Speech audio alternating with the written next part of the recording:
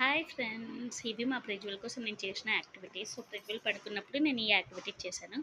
So ఇది colour sorting activity. ఇంకా మీకు అందరికి ఐడియానే కదా. So they should match the colours.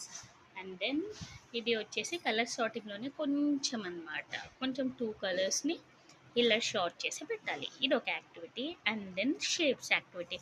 ఈ షేప్స్ కూడా ఇంకా 2 ఇయర్సే కాబట్టి బేబీస్కి ఈ షుడ్ డ్రా అండ్ సేమ్ని కట్ చేసి పెట్టాలి. So this is the oval shape, they should match oval like this. So idoka activity. And then numbers activity. So 1 దీంట్లో నెంబర్స్ ఉంటాయి.